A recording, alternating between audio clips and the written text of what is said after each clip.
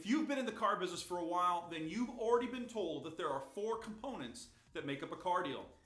Well, in the mind of a customer, there are 3 components that make up the perception of a deal. And in this video, I'm going to share with you how to use those 3 to help your customers get a great deal. Hi everyone, it's Jonathan Dawson, and in this Sellchology strategy, I want to talk about the psychology of a deal. There are essentially 3 components that make up a deal. You have the price, which you pay one time up front. You have the cost, which is something you pay over the lifetime of ownership. And then of course you have the value, which you also receive over the lifetime of ownership. Now, when a customer brings up price, it's very common for a salesperson to bring up value. But there's another component, the cost, which I think has to be discussed as well. You see, there's essentially 3 types of cost when it comes to the customer's purchase.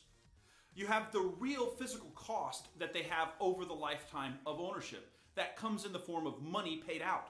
That cost means things like, what does it cost them to put fuel in the car? What does it cost them in reliability or warranty claim? What does it cost them in resale value when they go to sell the car? These are real costs that they will incur once they've made the purchase. The second kind of cost is the lost opportunity cost. That's the cost they have if they don't take action. What will it cost them to stay in their current vehicle? What is the fuel difference between their current car and the new car? What is the cost of lost rebates or incentives? These also need to be calculated. On top of that, you have the emotional cost of regret. Too often a customer will, to save money on price, choose the cheaper option, only to then be burdened with the cost of regret. This is another cost that has to be discussed. It can be shared with a customer in this type of language. I might say, Miss Jones, I know that you're concerned about the price. And of course, I as a salesperson want you to feel like you're getting a tremendous value. But there's another component that we have to discuss, and that's the cost. You see, if you buy my vehicle, you're going to save money in real ways over the lifetime of ownership. It'll save you money in the costs of fuel, save money in the costs of repairs, save money in the cost of lost value when you trade this vehicle in. Because it does in fact have more equipment and more options, it'll be worth more when you trade it in. You have these real costs that have to be calculated. On top of that, Miss Jones, there's the cost of inaction. If you don't buy this vehicle, you have the cost of driving a vehicle with more fuel costs. You have the cost of driving a vehicle that's beginning to give you repair costs.